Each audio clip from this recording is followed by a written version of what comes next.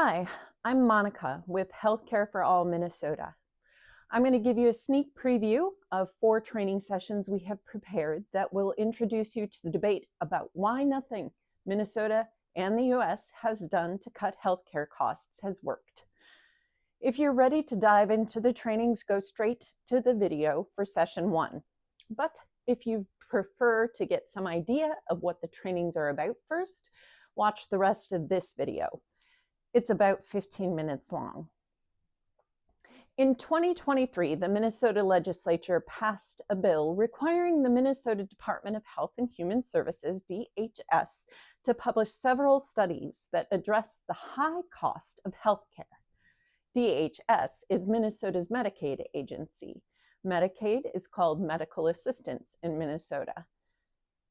These studies create an opportunity for us to explain why nothing Minnesota has done to cut healthcare costs has worked, and to explain the benefits of removing the insurance companies from our Medicaid and Minnesota Care programs, and of a single payer system.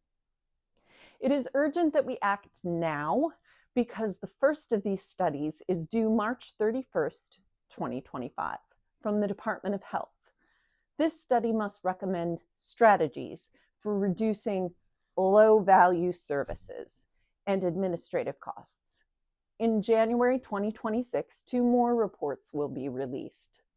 One, to be written by DHS, will estimate the savings Minnesota could achieve by eliminating HMOs from Minnesota's public programs, a process known as deprivatization. And the other, from MDH, will estimate the cost savings realized by enacting the Minnesota Health Plan, MHP, our single-payer bill. Concern about the high cost of healthcare is what motivated the 2023 legislature to commission these studies. If the study of the MHP is based on evidence, it will demonstrate that a single-payer system can cut costs and restore to doctors and patients the freedom to make medical decisions without interference from insurance companies. Similarly, if the study on removing HMOs from public programs is based on evidence, it will demonstrate that deprivatization will save money. If the study due this March on reducing administrative costs and the so-called low-value services is done well, it will state that administrative costs are a significant cause of Minnesota's healthcare costs, and that low-value services, in other words, overuse of medical services, is not a significant cause. And the solution to reducing low-value services that do exist is more research and education, not more power for insurance companies to determine what services patients get. The goal of this training is to help you feel comfortable organizing, educating for single payer, including communicating with your representatives and senators about these upcoming studies. We urge you to participate in our campaign for single payer in any way you feel comfortable. We have entitled this training, "Why Have Minnesota's Healthcare Cost Containment Policies Failed?" If the studies commissioned by the 2023 legislature are done well, they will answer that question. The short answer to the question is because the legislature and Congress have been barking up the wrong tree. For 50 years, they have tried to contain costs by reducing quantity of medical services patients receive, when they should have been focusing on reducing the price at which these services were sold. If you're concerned about total spending in any sector of the economy, be it bananas or healthcare, you have to investigate 2 numbers: the price of the bananas and the quantity or volumes of bananas sold. Ditto for healthcare. The primary cause of healthcare costs in the US and Minnesota is excessive price. Excessive premiums, fees, charges, prices, not excessive quantity. But since the early 1970s, Congress and Minnesota legislature have focused almost exclusively on quantity because they were persuaded on the basis of no evidence that doctors were ordering services patients don't need, and HMOs would stop doing that through a combination of financial incentives to deny services and micromanagement of doctors. Those tactics, plus limitations on patients' choice of provider, doctor, and hospital, came to be called managed care by the 1980s. Here's an excerpt from an op-ed published in the Wall Street Journal in 2015. The author, Drew Altman, wrote, "Most of today's healthcare cost strategies aim to reduce the volume of tests, procedures, and hospital stays. Very few aim at the price of the health services. This is precisely what we should expect from 50 years of obsession with the quantity factor and near total neglect of the price factor. If I had just 10 seconds to answer the question, why has the US and Minnesota cost containment failed? I would quote those two sentences from Altman's op-ed. We have divided this training into 4 sessions. In session 1, we'll review the evidence that US and Minnesota costs are very high, and I'll outline the reason why. The spread of managed care tactics drove up administrative costs and triggered mergers. And together, rising administrative costs and the consolidation of the industry drove prices up. We'll begin session 1 with 2 slides.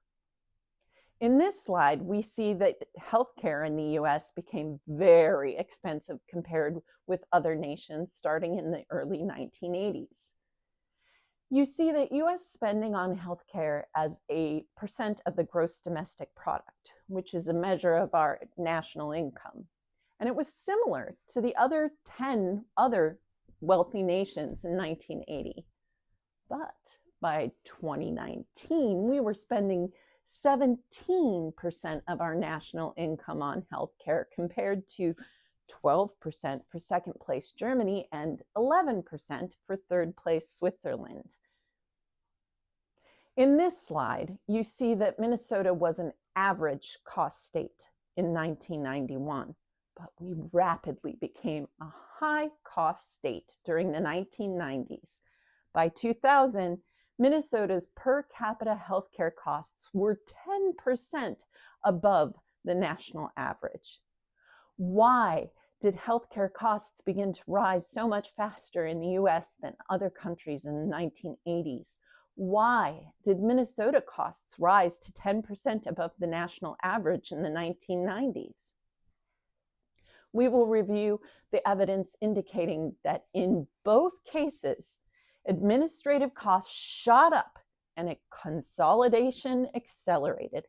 And both these problems, rising administrative costs and merger mania, were caused by the spread of HMOs and their managed care tactics. Just to give you a taste of how rapidly administrative costs shot up in the 1980s, take a look at this slide. The little yellow silver along the bottom represents physicians. The big blue-green mountain represents administrators.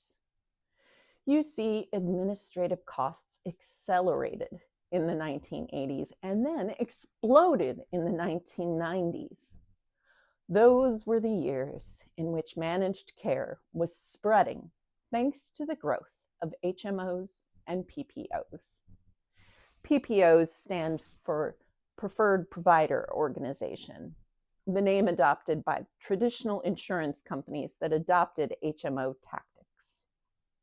In session 1, we will discuss the rise of the HMO movement in the 1970s, despite the complete lack of evidence for the excessive quantity diagnosis, and for the claim that managed care would reduce overuse without harming patients and driving up administrative costs.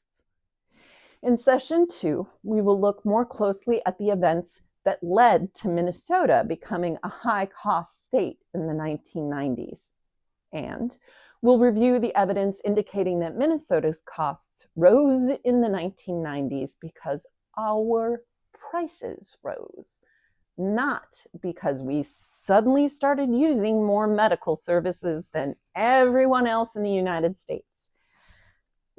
Because Minnesota led the nation in promoting HMOs and managed care tactics starting in the early 1970s. Managed care spread earlier in Minnesota than it did in the rest of the country. Minnesota was also one of the first states to privatize Medicaid program.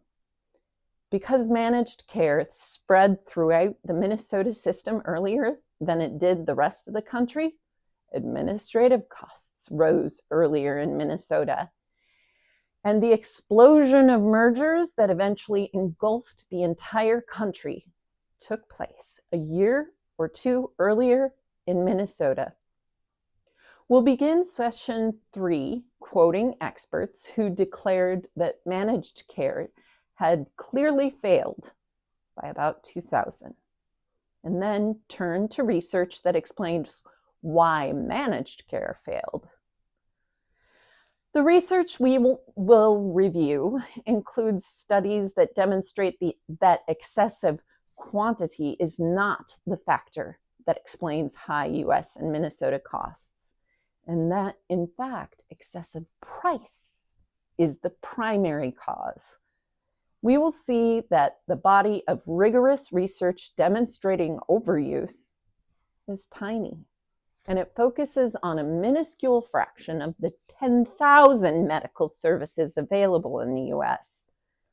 Primarily 4 services: antibiotics for upper respiratory infections and 3 cardiovascular procedures. And we'll review research demonstrating that HMOs are no better at reducing overuse of those few services that are overused than doctors who do not work for HMOs. The remainder of session 3 will be devoted to research showing that Minnesota is now a high-cost state because our prices are above average, not because Minnesotans use more services. And to a review of the value-based payment ideology that emerged in the 2000s after it had become clear managed care had failed. We will review evidence indicating accountable care organizations, the most widespread iteration of the value-based payment ideology, resemble HMOs, are not cutting costs and maybe raising costs, and are having no measurable impact on quality and maybe reducing quality.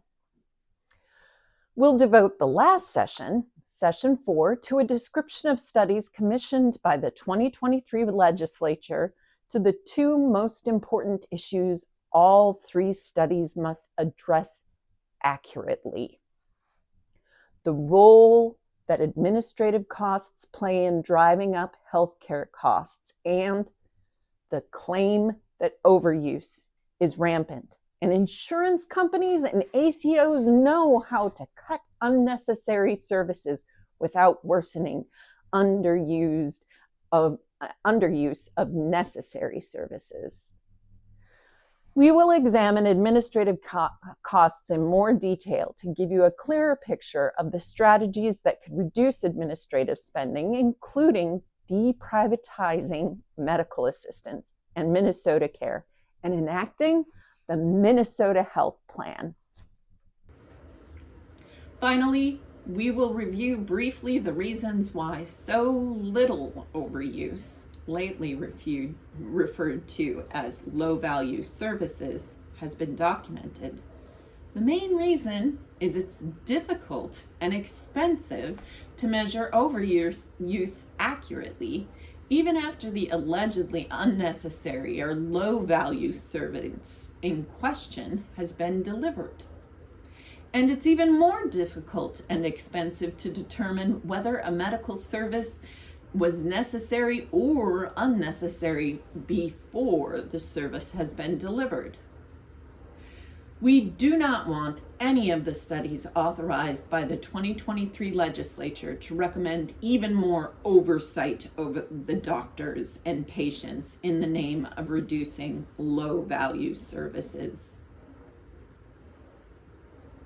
Thank you for watching this video. See the description below for links to the primary sources used during this training. Healthcare for All Minnesota has more videos and looks forward to you joining our efforts.